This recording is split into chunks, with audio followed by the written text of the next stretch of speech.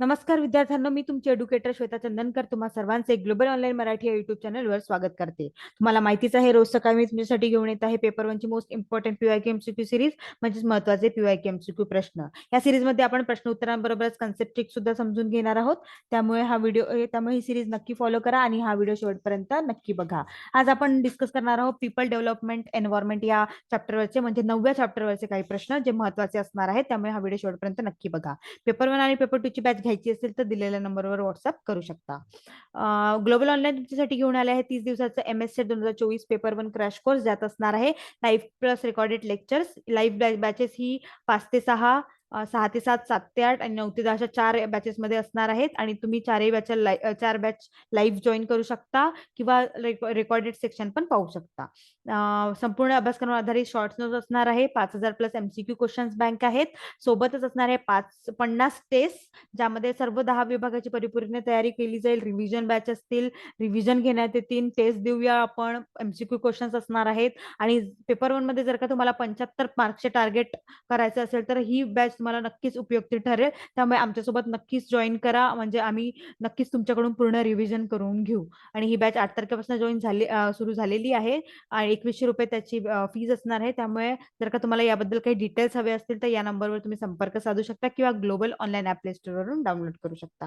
ही batch नक्की join करा, कारण ही बॅच तुम्हाला नक्कीच MS सेट एक्झाम यावेळेस क्लिअर करून देईल. नक्की जॉईन करा. आता आपण बघूया 9व्या चॅप्टरचे प्रश्न, म्हणजे पीपल डेव्हलपमेंट एन्व्हायरमेंट या चॅप्टरचे प्रश्न, जे खूप महत्त्वाचे असणार आहेत. यामुळे तुमची खूप चांगली प्रॅक्टिस होईल. पहिला प्रश्न, which of the following causes the least pollution when burn, म्हणजे खालीलपैकी कोणते जाळल्यावर सर्वात कमी प्रदूषण होते? Petrol, diesel, coal, natural gas. सांगा बघू काय असणार आहे. तर नैसर्गिक वायू हे उच्च दाबाखाली, म्हणजे CNG जे म्हणतो आपण, कंप्रेस नॅचरल गॅस, म्हणून साठवला जातो. आणि हे एक स्वच्छ इंधन आहे, कारण ते ज्वलनानंतर पेट्रोल, डिझेल, कोळसा यांसारख्या इतर इंधनापेक्षा कमी विषारी वायू आहे ना, ते वातावरणात सोडतात. त्यामुळे ते सर्वात कमी प्रदूषण होते. ठीक आहे, त्यामुळे आपलं उत्तर काय असणार आहे? नैसर्गिक वायू, म्हणजे की D असणार आहे. ठीक आहे. त्यानंतर समोरचा प्रश्न आहे, deforestation during the recent decade has led to, म्हणजे की अलीकडच्या दशकात जंगलतोड झाली आहे, तर काय आहे त्याचं, काय काय झालं त्यामुळे? सॉइल इरोजन झालं, लँडस्लाइड झालं, लॉस ऑफ बायोडायव्हर्सिटी झालं, की ऑल ऑफ द अबाव झालं, ते विचारलंय. मातीची जमीन सरकणे, जैवविविधतेचे नुकसान, मातीची धूप, काय झालाय डिफॉरेस्टेशनमुळे, जंगलतोडीमुळे? तर नक्कीच सॉइल इरोजन झालाय, लँडस्लाइड झालाय, लॉस ऑफ बायोडायव्हर्सिटी झालाय, म्हणजेच ऑल ऑफ द अबाव झालेला आहे. म्हणजे आपलं उत्तर काय आहे? D असणार आहे. तर जंगलतोडीमुळे अधिवासाचे जे नुकसान आहे किंवा जैवविविधता नष्ट होणे, किंवा कोरडेपणा निर्माण झाला आहे. जीवाश्म रेकॉर्डद्वारे वर्तमान परिस्थिती आणि भूतकाळातील निरीक्षणानुसार जंगलतोड देखील नष्ट होण्यास कारणीभूत ठरते. हवामानातील बदल आहे, वाळवंटीकरण आहे, लोकसंख्येचे विस्थापन आहे, हे सगळं कशात आलेलं आहे? डिफॉरेस्टेशन मध्ये आलेलं आहे. त्यामुळे तुम्ही नक्की लक्षात ठेवा. समोरचा प्रश्न आहे, in the sun heat and light are produce by, म्हणजे सूर्यप्रकाशात उष्णता आणि प्रकाशद्वारे तयार केले जाते. काय तयार केले, कशामुळे तयार केले जातं ते? का कोणती रिॲक्शन होते त्यात? Chemical reaction, nuclear reaction, ionic reaction, की नन ऑफ द अबाव? सांगा बघू कोणती रिॲक्शन होते. In the sun heat and light produce by nuclear reaction, विभक्त प्रतिक्रियेने ते तयार होते आहे. त्यामुळे आपलं उत्तर काय असणार आहे? B असणार आहे. त्यानंतर chemical weathering of Roxx is largely dependent on, म्हणजे खडकाचे रासायनिक हवामान मुख्यत्वे अवलंबून असते. हाय टेम्परेचरला वर अवलंबून असते, स्ट्रॉंग वाइंड ऍक्शनवर, हेवी रेनफॉलवर, की ग्लेसिएशनवर? तर हा रासायनिक हवामान जे असते ना, घडते कारण प्रक्रिया हळूहळू आणि चालू असतात, आणि म्हणून कालांतराने खडकाचे खनिज बदलते, त्यामुळे ते नष्ट होतात, विरघळतात. आणि हायड्रोलिसिस, ऑक्सिडेशन सारख्या प्रक्रियेद्वारे पाणी आणि ऑक्सिजनच्या परस्पर संवादामुळे खडकाचे रासायनिक परिवर्तन प्रभावित होते. तर काय असणार आहे मग? ते असणार आहे, कशावर अवलंबून असते खडकाचे रासायनिक हवामान? मुख्यतः ते हाय टेम्परेचरवर अवलंबून असते, म्हणजेच उच्च तापमानावर ते अवलंबून असते. त्यामुळे आपलं उत्तर काय असणार आहे? A असणार आहे. त्यानंतर which of the following is a conventional source of energy? कोळसा, वाईन एनर्जी, सोलर एनर्जी. सांगा बघू. तर कसं असते, ऊर्जेचे पारंपरिक स्रोत आणि हे अपारंपरिक ऊर्जा स्रोत आहे, ज्याचा पुनर्वापर केला जाऊ शकत नाही. त्यामुळे त्यामध्ये काय येतं? त्यामध्ये येतं कोळसा, पेट्रोलियम, डिझेल, पेट्रोल, ते येतं. त्यामुळे आपलं उत्तर काय असणार आहे? A असणार आहे. कन्व्हेन्शनल सोर्स ऑफ एनर्जी मध्ये A असेल. ठीक आहे. त्यानंतर which of the following is un, म्हणजे खालीलपैकी कोणते एक अतुलनीय नैसर्गिक संसाधन आहे? कोळसा, पेट्रोलियम, वॉटर, फॉरेस्ट. सांगा बघू. तर अतुलनीय संसाधने ही नैसर्गिक संसाधने आहेत, जी मानवी क्रियाकल्पाची पर्वा न करता कायमस्वरूपी टिकू शकते. त्यामध्ये काय असते मग? सांगा बघू. तर आपलं उत्तर काय असणार आहे? सी असणार आहे. काय असणार आहे? सी असणार आहे. ठीक आहे. त्यानंतर समोरचा प्रश्न आहे, which of the following is a non conventional source of energy. खालीपैकी कोणता ऊर्जेचा अपारंपरिक स्रोत आहे? लाकूड, सन, कोळसा, पेट्रोलियम. सांगा बघू कोणता आहे? नूतनीकरण जे ऊर्जा स्रोत आहे ना, त्यांना अपारंपरिक ऊर्जा देखील म्हटल्या जाते आणि नैसर्गिक प्रक्रियेद्वारे सतत भरलेले ते सोर्स असतात. तर काय असणार आहे आपलं उत्तर? त्यामध्ये सूर्य जे आहे ना, ते त्याचं एक्झाम्पल असणार आहे. आपलं उत्तर काय असणार आहे? बी असणार आहे. ठीक आहे. त्यानंतर biogas is produce as a by product of anaerobic breakdown and fermentation of biomass. The main constitution of biogas is methane, ethane, propane, butane. सांगा बघू. तर बायोगॅस काय आहे? एक नूतनीकरणीय इंधन आहे, जे सेंद्रिय पदार्थ किंवा जसे की अन्न, प्राणी कचरा, ऑक्सिजनच्या अनुपस्थितीमध्ये सूक्ष्मजीवांद्वारे तोडले जातात, तेव्हा तयार होते एनॉर्बिक डायजेशन आणि ते असते बायोगॅस. तर त्यामध्ये काय कंटेंट जास्त आहे? कुठलं मेन कॉन्स्टिट्यूट आहे? कॉन्स्टिट्यूएंट आहे म्हणजे कोणता मुख्य घटक आहे? ते आहे मिथेन आहे. काय असणार आहे? मिथेन असणार आहे, CH4. त्यामुळे आपलं उत्तर असणार आहे ए असणार आहे. त्यामुळे आपलं उत्तर ठीक आहे. त्यानंतर बायोगॅस इज म्हणजे बायोगॅस काय आहे? 50 to 70% मिथेन आहे, 30 to 40% कार्बन डायऑक्साईड. काय आहे कंटेंट त्याचे? हायड्रोजन सल्फाईड की ऑल ऑफ द अबव? सांगा बघू काय असणार आहे? बायोगॅस हे 50 to 70% ऑफ मिथेन असणार आहे. हे तुम्ही नक्की लक्षात ठेवा, यामध्ये विचारलं जातं. बायोगॅस इम्पॉर्टंट टॉपिक आहे. ठीक आहे. आपलं उत्तर आहे ए. त्यानंतर समोरचा प्रश्न आहे, the biggest fresh water lake in India is. भारतातील सर्वात मोठे गोड्या पाण्याचे सरोवर आहे.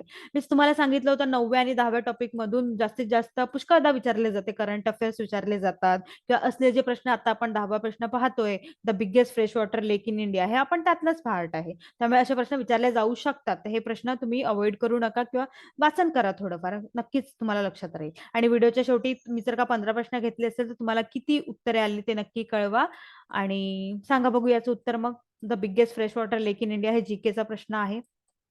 वुलर आहे, वुलर लेक, सुखना लेक, दाल लेक, लोकटक लेक. सांगा बघू काय असणार आहे? आपलं उत्तर असणार आहे द सर्वात मोठे गोड्या पाण्याचे सरोवर वुलर लेक. काय? वुलर लेक असणार आहे, जे की आहे जम्मू अँड काश्मीर मध्ये largest fresh water in India. तर लक्षात ठेवा, largest biggest fresh water lake in India आहे वुलर लेक. ठीक आहे. आता तुम्हाला मी दर व्हिडिओमध्ये एक प्रश्न देत असते, तर मला सांगा लोकटक लेक कुठे आहे आणि हे कशासाठी फेमस आहे? ठीक आहे. आपल्या कमेंट सेक्शन मध्ये नक्की सांगा लोकटक लेक कुठे आहे आणि कशासाठी फेमस आहे. ठीक आहे. त्यानंतर समोरचा प्रश्न आहे, a geographic unit that collect stores and releases water is. एक भौगोलिक एकक जे पाणी गोळा करते, साठवते आणि सोडते, त्याला काय म्हटलं जाते? Wasteland, watershed, wetland, none of the above. सांगा बघू काय असणार आहे? एक भौगोलिक एकक जे पाणी गोळा करते, साठवते आणि सोडते. A geographic unit that collect stores and releases water. तर काय असणार आहे? ते वॉटरशेड असणार आहे, पाणलोट. ठीक आहे. आपलं उत्तर असणार आहे बी. त्यानंतर अ fresh water achieves it's greatest density at. गोड्या पाण्याने त्याची सर्वात मोठी घनता इथे गाठली. 84 डिग्री सेल्सिअस, 0, 4, 2.5. सांगा बघू काय असणार आहे? आपलं उत्तर असणार आहे 4 डिग्री सेल्सिअस. फ्रेश वॉटर जे अचीव्ह करते ना ग्रेटेस्ट डेन्सिटी, म्हणजे गोड्या पाण्याची सर्वात मोठी घनता इथे 4 डिग्री सेल्सिअस मध्ये गाठली जाते. ठीक आहे. हे पण जीकेचाच प्रश्न आहे, हे कधी कधी विचारला जाऊ शकते. ठीक आहे. Which of the following is non conventional energy sources can be exploited most economically. म्हणजे खालीलपैकी कोणत्या अपारंपरिक ऊर्जा स्त्रोतांचा आर्थिकदृष्ट्या सर्वाधिक उपयोग केला जाऊ शकतो? Wind, solar, geothermal, ocean. सांगा बघू काय असणार आहे? आपलं उत्तर असणार आहे सोलर एनर्जीचं जे आहे ना, ते हे अपारंपरिक ऊर्जा स्रोताचा आर्थिकदृष्ट्या सर्वाधिक उपयोग केला जाऊ शकतो. ठीक आहे. त्यानंतर which of the following soils is very hard to cultivate. म्हणजे खालीपैकी कोणती माती मशागत करणे फार कठीण आहे?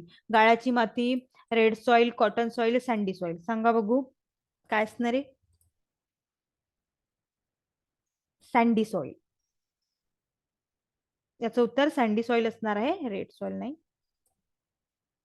त्याचं उत्तर आहे सँडी सॉइल. म्हणजे हे जी सँडी सॉइल, वालुकामय माती जी आपण म्हणतोय ना, ते खूप कठीण असते मशागत करण्यासाठी, कल्टिवेट करण्यासाठी. ठीक आहे. आपलं उत्तर डी असणार आहे. 15 प्रश्न आहे, सीएनजी स्टँड फॉर. मी आताच सांगितलं होतं तुम्हाला पहिल्या प्रश्नामध्ये, सीएनजीचा full form compress natural gasoline, compress natural gas, compress nitrogen gas, calibrated natural gas. सांगा बघू काय असणार आहे?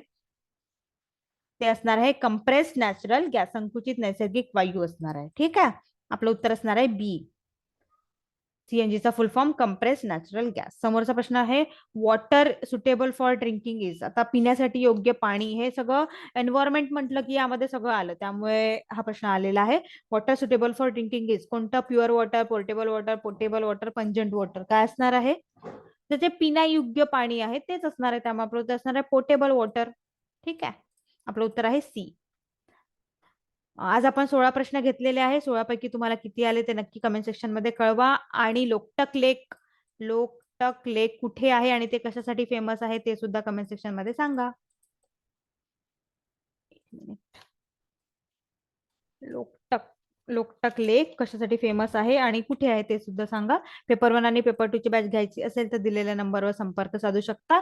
आणि 30 दिवसाची जी बॅच आहे MS सेट एक्झाम साठी ते नक्कीच घ्या आणि त्याचा फायदा घ्या.